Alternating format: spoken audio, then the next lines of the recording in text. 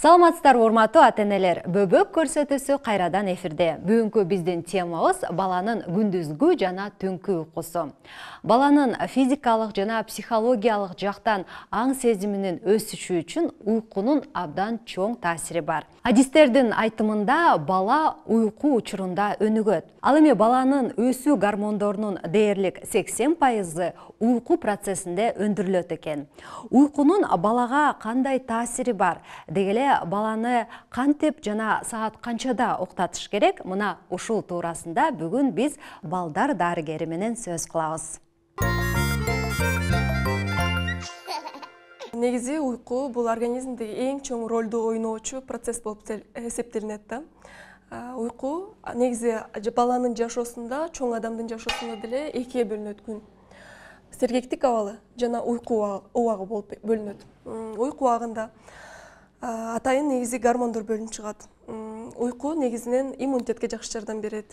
Уйку адамды эс алдырат.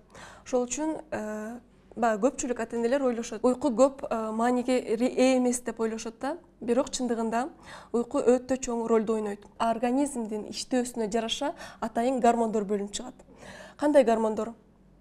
Мисалы, бала эртең менен ойгонгондо, эртең менен турганда кортизол гормону бөлүнүп чыгат.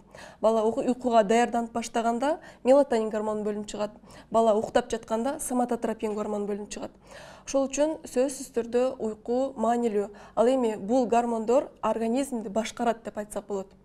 Мисалы, соматотропин гормону баланын өсүүсүнө, боюнун өсүүсүнө, салмагынын өсүүсүнө чоң таасир бере турган болсо, мелатонин гормону иммунитетке чоң таасирин берет. Иммунитеттин иштөөсүнө жана иммунитет клеткаларынын бөлүнүп чыгуусуна дагы чоң таасирин берет. Жана ошондой эле кортизол гормону. Кортизол гормону аз өлчөмдө бөлүнүп чыкканы бул пайдалуу болуп эсептелинет, бирок дайыма бөлүнүп чыкканы бул организмге зыян. Баланы эртең менен эрте ойготуш керек жана ошондой эле убагында уктатыш керек болот. Ар бир баланын жашына жараша, мисалы канынын составынын нормасы болгон сыяктуу эле баланын уйкусунун дагы нормасы болот. Бала канча убакыт укташы керек? Жаңы төрөлгөн бала 17-19 саат уктай турган болсо, андан 6 ай, 2 ай, 3 ай, 4 ай болгон сайын уктоо мөөнөтү азайып баштайт. Бала, башкача айтканда, жаңы төрөлгөн балдар 1-2 саат ойгонуп, кайра уктаганы бул нормалдуу көрүнүш болуп саналат. 6 айына чейин бала күндө общем багы уктоо мөөнөтү 15-17 саатты түзөт. 6 айдан 1 жашына чейин 14-15 саатты түзөт. Уктоо мөөнөтү, жалпы уктоо мөөнөтү. Анан 1 жаштан, 2 жаштан уже мөөнөт азая баштайт. Мисалы, 2 жаштан 3 жашка чейинки балдарда күндүз 1 жолу же 2 жолу уктаганы, 1 саат, 2 сааттан уктаганы нормалдуу болуп эсептелинсе, уже 2 жаш, 3 жаштан баштап уже 1 жолу же 2 жолу же таптакыр уктабаганы деле нормалдуу болуп эсептелинет. Балдар өздөрү уктоо мөөнөтүн билишпейт. Ошол үчүн уктоо учурунда балага жардам беришибиз керек. Кандай кылып жардам беребиз? Мисалы, бала уктаар маалга келгенде организм өзү белги берип баштайт. Кандай белгилерди берип баштайт? Бала көзүн ушалап баштайт, бала чырголонуп баштайт, бала ыйлап баштайт, бала оюнга көңүлү жок болуп баштайт. Вот ошол учурларда биз байкап турушубуз керек дагы, ошол учурда баланы уктаганга жардам беришибиз керек. Кандай кылып жардам беребиз? Уктоо режимин обязательно түзүшүбүз керек. Биз мисалы уктоо режимин түзсөк, бала уже кийинип баштаганда эле, башкача айтканда пижамасын кийип баштаганда, же болбосо оюнчуктарына пока-пока дегенде, же болбосо светти өчүрүп караңгылатканда, анан кийин бала уже организм даярданып уктап баштайт да. Ошол үчүн сөзсүз түрдө уйкуга даярдоо керек. Уйкуга даярдоо керек, анан кийин уктатуу керек. Сөзсүз түрдө. Бул нерселерди алмаштырууга таптакыр болбойт. Анан кийин 10го чейин, кээ бир балдардын эртең менен турушу 10го чейин, 11ге чейин болот. Бирок бул туура эмес. Себеби дегенде эртең менен гормон кортизол бөлүнүп атканда ошол учурда турушу керек болот. Кортизол гормону көпчүлүк учурда эгерде гормондордун бөлүнүүсү алмашып калган болсо дагы, бул дагы организмге терс таасирин тийгизет. Анан мелатонин гормонунун бөлүнүп чыгуусу үчүн караңгы жерде болгону өтө чоң таасир берет. Эмне үчүн? Себеби дегенде караңгыларды, штораларды бекитип, үйдөрдүн баарын караңгылаганда мелатонин гормону өзүнөн өзү синтезделип баштайт. Ошол үчүн сөзсүз түрдө баланы күндүз уктатабызбы, түндө уктатабызбы, сөзсүз түрдө штораны бекитип, штораны жаап туруп, анан уктатышыбыз керек. Анан кийин баланы ар бир күндө саат менен уктата турган болсок, бул туура болуп эсептелинет. Эмне үчүн? Себеби дегенде баланын организми ошол нерсеге көнөт. Мисалы, чоң кишилер күндө 6-да тура турган болсоңуз же 7-де тура турган болсоңуз, ошол убакта организм өзү ойгонуп баштайт го. Ошол сыяктуу эле балдарда дагы ошондой. Мисалы, күндүз 1-де уктата турган болсоңуз, дайыма 1-де уктата турган болсоңуз, эртеси күнү өзү ошол 1-ге жакын убакытта бала уйкусу келип баштайт. Ошону байкайсыздар. Ошол үчүн режим түзүп алыш керек. Эгерде бала чарчаса, анан кийин тынч уктайт деген бул туура эмес көрүнүш. Бул чоң кишилерге арналган да, чоң кишилер менен кичинекей балдардын айырмасы өтө чоң. Чоң кишилер чарчаса, аябай тынч уктап, көп уктап, ушундай болот го, эс алып организм. А кичинекей балдарда андай эмес. Эгерде бала чуркап ойноп жүрсө, анан кийин чарчайт, анан уктайт деген бул туура эмес.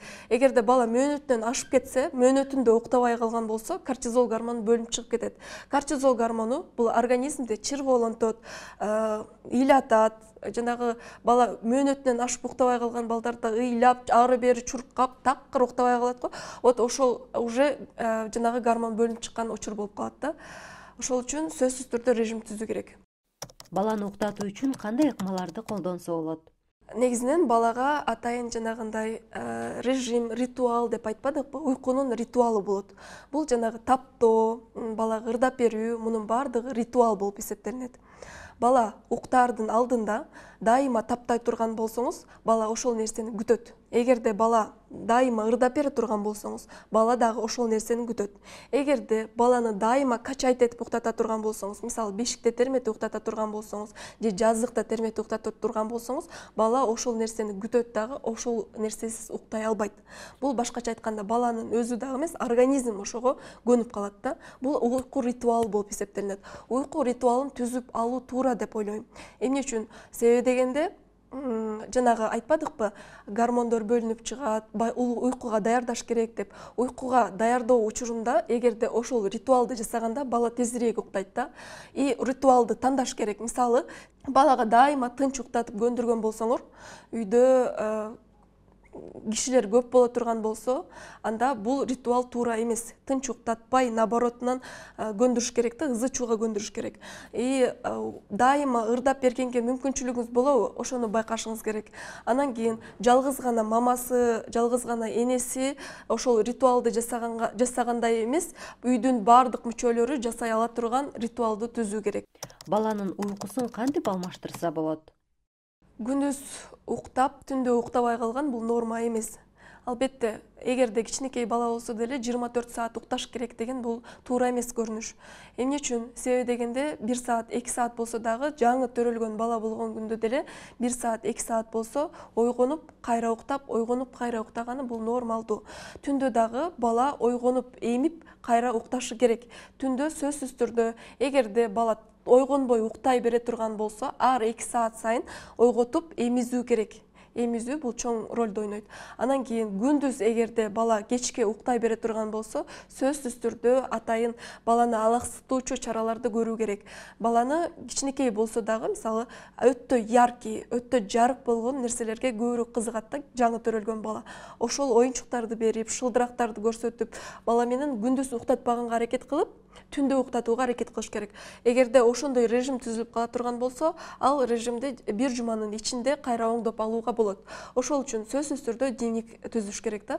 Ар бир саат сайын жазып, жана түндө күндүз канча саат уктады, түндө канча саат уктады, ошону нормага шайкеш келтирсе, бул организмде жанагы циркаддуу ритм туура иштейт. А циркаддуу ритм туура иштесе, баланын иммунитети жакшы болот. Бүгүнкү чыгарылышта баланы кантип жана кайсы убакта уктатуу керектигин жана ошондой эле уйку баланын ден соолугуна кандай таасир тийгизерин билип алдык окшойт. Муну жөн гана билип түшүнбөстөн өзүбүздүн жашообузга адат катары киргизгенге аракеттенели. Урматтуу телекөрүүчүлөр, мына ушундай сыяктуу медициналык жактан далилденген маалыматтарды сиздер Бебо тиркемесинен таба аласыздар. Бул тиркемени бекер көчүрүп орус жана кыргыз тилинде пайдалуу маалыматтарды окуп турсаңыздар болот. Дени сак бала, дени сак жашоо экендигин унутпайлы, саламатта калыңыздар.